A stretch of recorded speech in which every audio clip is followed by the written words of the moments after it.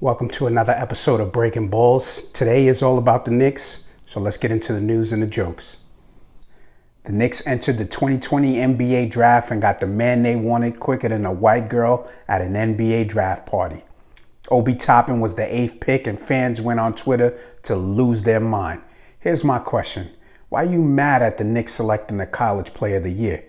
It actually makes sense when you realize most fans on Twitter aren't even old enough to remember the Knicks drafting Channing Frye and Jordan Hill.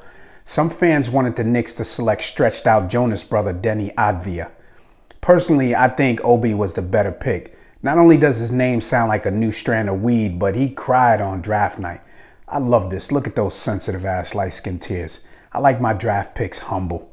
Not like that Denny kid. Look at this. No tears, stone face. Probably because he was forced to serve in the military at the age of 6. The Knicks entered free agency with tons of cap space, and some executives expected Carmelo Anthony to reunite with the Knicks. Melo, the real one, re-signed with Portland, but it was reported the Knicks had some interest. When Rose asked Dolan if he should bring in Melo, Dolan's exact words were, "Do we have to take the thick one too?"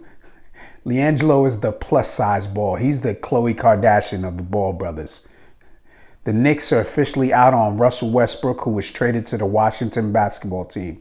The Knicks were less inclined to take on significant salary over multiple years since it would impact their future ability to whiff on free agents.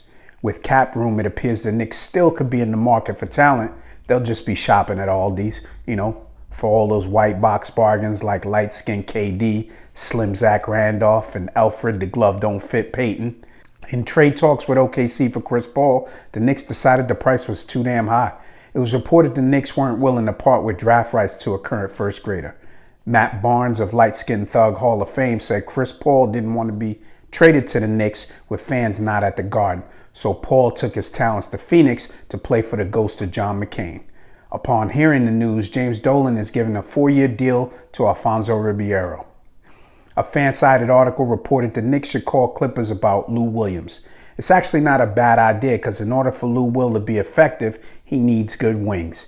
And everyone knows the best wings in New York are at Sue's Rendezvous.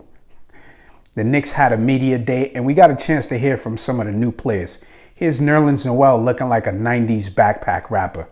For his sake, I hope he's not a bum stiggity bum. That's it for me on this edition of Breaking Balls. Join me next week when we discuss the Jets winless in Seattle.